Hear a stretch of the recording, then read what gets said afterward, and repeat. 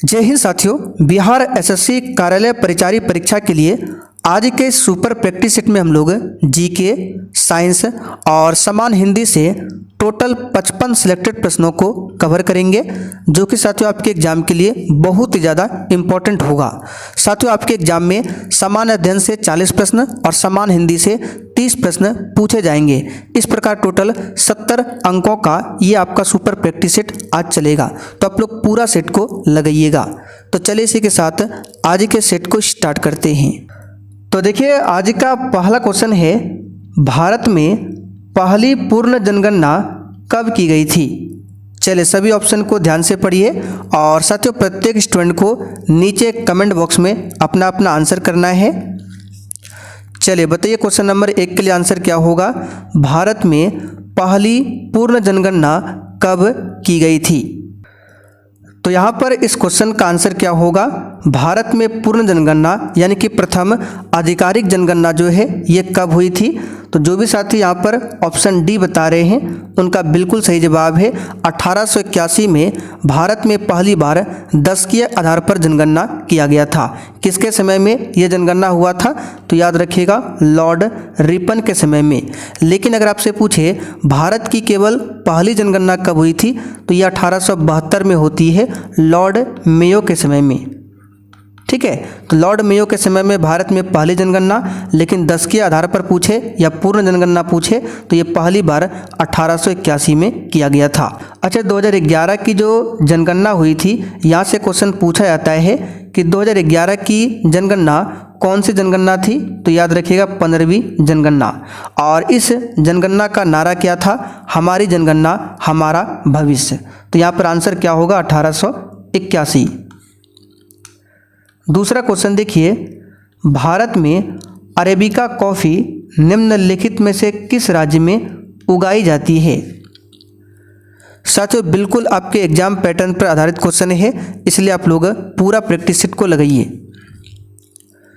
तो भारत में arabica coffee जो है ये किस राज्य में उगाई जाती है, तो कर्नाटका में। यहाँ पर डी वाला ऑप्शन आपका सही जवाब है, कर्नाटका में। और साथियों अगर आपको बिहार एसएससी कार्यालय परिचारी परीक्षा के लिए 1 लाइनर जीके जीएस का वीवीआई नोट्स चाहिए, तो यहाँ पर आप लोग देख सकते हैं बहुत ही शानदार आपको नोट्स दिया जा रहा है। टोटल 15 नोट्स तैयार हो चुका है और इस प्रकार से टोटल आपको 50 से 60 नोट्स मिलने वाला है, जो कि आपके एग्जाम के लिए बहुत ज़्यादा इंपॉर्टेंट है। आप लोग एक बार नोट्स को देख लीजिए, बहुत ही अच्छे तरीके से फुल डिस्कशन के साथ ये नोट्स तैयार किया जा रहा है। ये आपको कहाँ पर मिलेगा, तो देखिए सबसे पहले आपको प्ले स्टोर पर आ जाना है और वहाँ पर ये वाला एप्लीकेशन आपको डाउनलोड करना है। नाम है सक्सेस वर्ल्ड एमसीक्यू। इसका लिंक आपको डिस्क्रिप्शन बॉक्स में भी मिल जाएगा। डाउनलोड करने के बाद आपको ऑल कोर्स पर क्लिक करना है। जैसे ही ऑल कोर्स पर क्लिक करेंगे तो सेकंड नंबर वाला बैच जो है मात्र 59 में आपको मिल जाएगा। इस बैच को परचेज कर सकते हैं। और किसी भी प्रकार की आपको समस्या हो तो यहाँ पर हमारा व्हाट्सएप नंबर लिखा हुआ है, इस पर मैसेज करके आप लोग बता सकते हैं। इस बैच में आपको इस नोट्स के साथ में स्पेशल बिहार जीके का नोट्स मिल जाएगा, साथ में आपको सब्जेक्ट वाइज शॉर्ट नोट्स भी मिल जाएगा। तो बहुत ही शानदार नोट्स है, आप लोग देर मत कीजिए, फटाफट से इस बैच को ज्वाइन कर सकते हैं मात्र 59 में। चलिए आगे देखिए, निम्नलिखित में से कौन सा 7वीं पंचवर्षीय योजना का एक मुख्य उद्देश्य था। चलिए क्वेश्चन नंबर 3 के लिए आप लोग आंसर कीजिए। सबसे पहले हम लोग जीके और साइंस के प्रश्नों को कवर करेंगे, फिर आगे सामान्य हिंदी के प्रश्नों को कवर करेंगे। तो यहाँ पर देखिए 7वीं पंचवर्षीय योजना की बात करें, पूछा गया है इसका मुख्य उद्देश्य क्या था। तो यहाँ पर इस क्वेश्चन का आंसर हो जाएगा खाद्यान्न के उत्पादन में वृद्धि करना। ए वाला ऑप्शन यहाँ पर आपका सही जवाब है, ध्यान रखिएगा। यहाँ से क्वेश्चन और पूछा जाता है कि किस पंचवर्षीय योजना में गरीबी हटाओ का नारा दिया गया था। तो 5वीं पंचवर्षीय योजना में गरीबी हटाओ का नारा दिया गया था। जो 5वीं पंचवर्षीय योजना है 1974 में स्टार्ट हुआ था और 1979 में समाप्त हुआ था। तो 5वीं वाला एग्जाम में पूछा जाता है, ध्यान रखिएगा। आगे देखिए, भारत के राष्ट्रपति का चुनाव डैश द्वारा किया जाता है। तो साथियों भारत के राष्ट्रपति का चुनाव जो होता है संसद के दोनों सदन यानी लोकसभा और राज्यसभा, साथ में राज्य विधानसभाओं के निर्वाचित सदस्य होते हैं। ध्यान रखिएगा, राष्ट्रपति के इलेक्शन में मनोनीत सदस्य नहीं होते हैं, केवल निर्वाचित सदस्य। कहाँ कहाँ का? तो लोकसभा, राज्यसभा, ठीक है। उसके बाद फिर आपका राज्य विधानसभाओं के निर्वाचित सदस्य राष्ट्रपति के चुनाव में भाग लेते हैं। अब यहाँ से संबंधित कुछ आर्टिकल बता देते हैं, जैसे कि राष्ट्रपति का पद किस आर्टिकल में बताया गया है? तो आर्टिकल 52 में राष्ट्रपति पद के बारे में बताया गया है। आर्टिकल 61 में राष्ट्रपति पर जो महाभियोग लगता है इसके बारे में 61 में बताया गया है। चलिए आगे देखिए, मॉस और मार्केसिया निम्नलिखित में से किसके अंतर्गत आते हैं?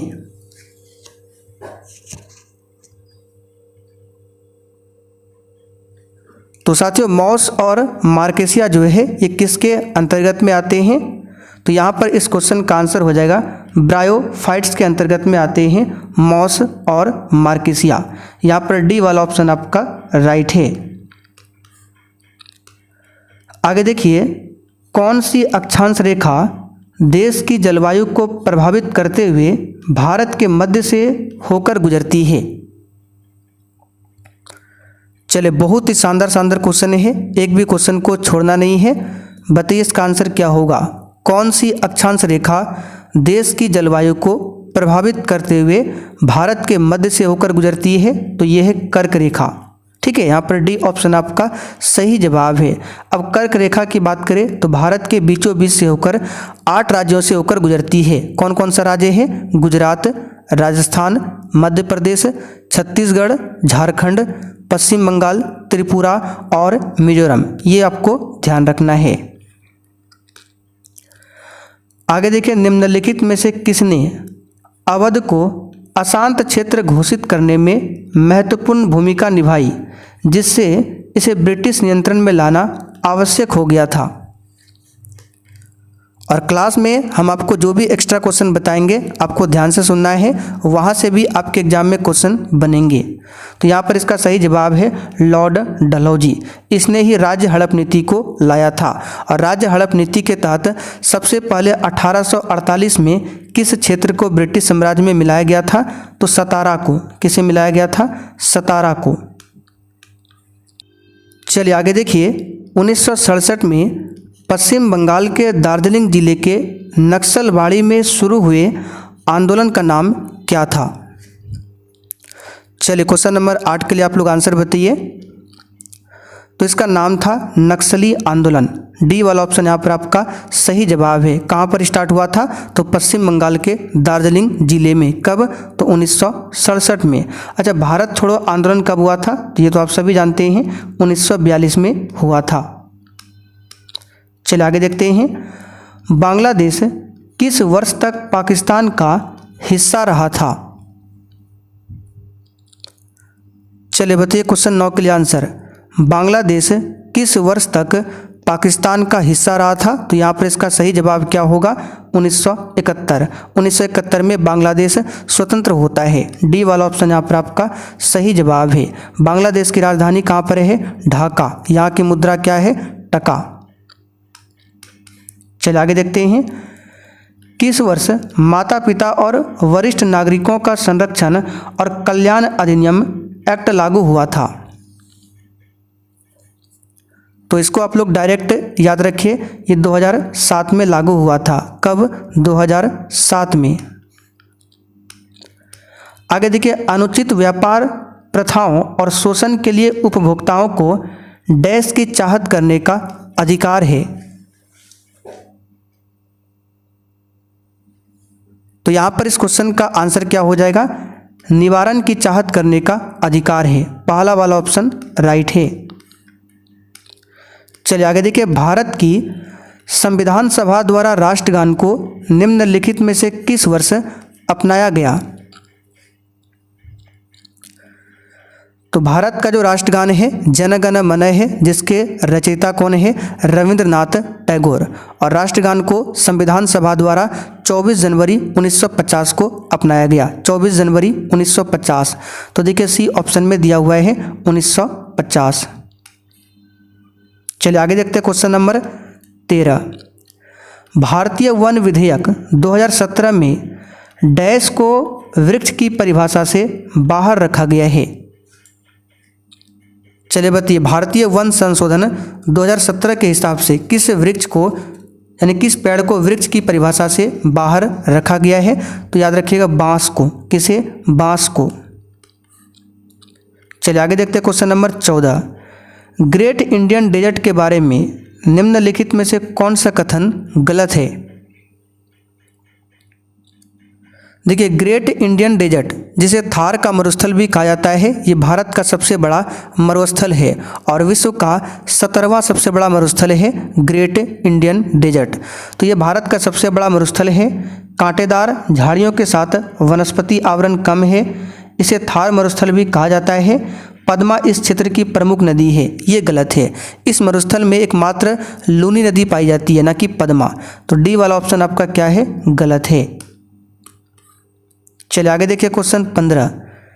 हिमालय की ऊंची ऊंची पर्वतमालाओं में घास के विशाल मैदान को क्या कहते हैं? तो देखिए, हिमालय की ऊंची ऊंची पर्वतमालाओं में घास के विशाल मैदान क्या कहलाते हैं? तो ये बुग्याल कहलाते हैं। डी वाला ऑप्शन यहाँ पर आपका सही जवाब है, बुग्याल के नाम से जाना जाता है। आगे देखिए, निम्नलिखित में से किस उत्पाद को भारत में पहला भौगोलिक संकेत यानी जीआई टैग प्राप्त हुआ था? बिल्कुल एग्जाम में आने वाला क्वेश्चन है। बताइए, चारों ऑप्शन में से बताना है किस उत्पाद को भारत में पहला जीआई टैग प्राप्त हुआ था। तो याद रखिएगा दार्जिलिंग के चाय को। डी वाला ऑप्शन आपका सही जवाब है। दार्जिलिंग चाय को 2004 में जीआई टैग मिला था। आगे देखिए, श्रीलंका की राष्ट्रीय मुद्रा क्या है? चलिए बताइए क्वेश्चन नंबर 17 के लिए आंसर क्या होगा। और देखिए, जिन्होंने अभी तक सेशन को लाइक नहीं किया है तो आप लोग सेशन को लाइक करके और इस सेशन को अधिक से अधिक अपने सभी दोस्तों के साथ ज़रूर शेयर करें ताकि ये क्लास आपका रेगुलर हो सके। तो श्रीलंका की राष्ट्रीय मुद्रा क्या है? तो यहाँ पर देखिए ऑप्शन के हिसाब से दिया हुआ है डी ऑप्शन में रूपी, ठीक है, या फिर रुपया भी लिखा जाता है, श्रीलंकाई रुपया। तो डी वाला ऑप्शन यहाँ पर आपका राइट है। चलिए आगे देखिए क्वेश्चन 18। कौन सा देश अपने अनोखे ज्वालामुखी परिदृश्य के कारण भूतापीय ऊर्जा के व्यापक उपयोग के लिए जाना जाता है? तो ये देश है आइसलैंड। ये ऑप्शन यहाँ पर आपका सही है, आइसलैंड। आगे देखिए, शहरी क्षेत्रों से उपनगरों की ओर पलायन करने वाले आर्थिक रूप से सुरक्षित श्वेत लोगों को क्या कहा जाता है? चलिए बताइए क्वेश्चन नंबर 19 के लिए आंसर क्या होगा। तो शहरी क्षेत्रों से उपनगरों की ओर पलायन करने वाले आर्थिक रूप से सुरक्षित श्वेत लोगों को क्या कहा जाता है? तो इसका सही जवाब क्या होगा? तो इस क्वेश्चन का आंसर है श्वेत उड़ान यानी सफ़ेद उड़ान बोला जाता है। आगे देखिए, अफ्रीका में कितने देश मौजूद है? चलिए 20 के लिए आंसर बताइए, अफ्रीका में कितने देश मौजूद है? तो ऑप्शन के हिसाब से 54 देश मौजूद है। दुनिया का दूसरा सबसे बड़ा महाद्वीप है अफ्रीका, सबसे बड़ा पूछे तो एशिया। आगे देखिए, भारत में ऑपरेशन ग्रीन हंट क्या है? बताइए क्वेश्चन 21 के लिए आंसर। भारत में ऑपरेशन ग्रीन हंट क्या है? तो इसका सही जवाब है नक्सल विरोधी अभियान। भारत में ऑपरेशन ग्रीन हंट क्या है? तो नक्सल विरोधी अभियान। अगला क्वेश्चन देखिए, WPI का पूर्ण रूप क्या है? चलिए क्वेश्चन नंबर 22 के लिए आंसर बताइए, WPI का फुल फॉर्म क्या है? तो यहाँ पर देखिए इस क्वेश्चन का आंसर है होलसेल प्राइस इंडेक्स। ये WPI का फुल फॉर्म है। डी वाला ऑप्शन आपका राइट है। आगे देखिए, कौन सी अंतर्राष्ट्रीय संधि बच्चों के अधिकारों पर केंद्रित है? बताइए, कौन सी अंतर्राष्ट्रीय संधि बच्चों के अधिकारों पर केंद्रित है? तो यहाँ पर इस क्वेश्चन का आंसर क्या होगा? CRC, ठीक है। CRC संधि जो है बच्चों के अधिकारों पर केंद्रित है। यहाँ पर बी वाला ऑप्शन आपका राइट है। चलिए आगे देखिए, कौन सी कंपनी भारतीय गैस एक्सचेंज पर घरेलू गैस का व्यापार करने वाली भारत की पहली कंपनी बन गई है?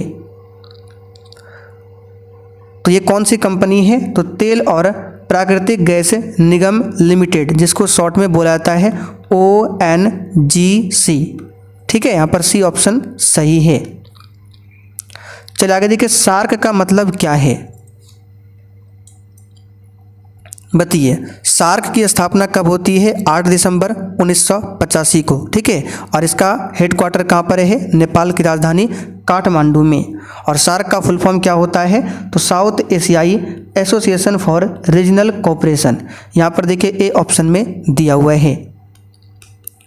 चलिए आगे देखते हैं, अर्थव्यवस्था की दृष्टि से ITC का फुल फॉर्म क्या है? चलिए बहुत ही शानदार क्वेश्चन है, बताइए। तो ITC का फुल फॉर्म होता है इनपुट टैक्स क्रेडिट। यहाँ पर देखिए बी ऑप्शन में दिया हुआ है इनपुट टैक्स क्रेडिट। आगे देखिए, भारत में राष्ट्रीय दुग्ध दिवस किस महीने में मनाया जाता है? बताइए, भारत में राष्ट्रीय दुग्ध दिवस किस महीने में मनाया जाता है?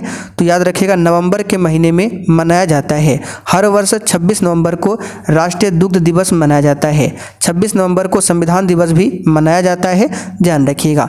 अच्छा, किनके जयंती के रूप में मनाया जाता है दुग्ध दिवस? तो डॉक्टर वर्गीज कुरियन की जयंती पर, जिन्हें भारत में श्वेत क्रांति का जनक माना जाता है।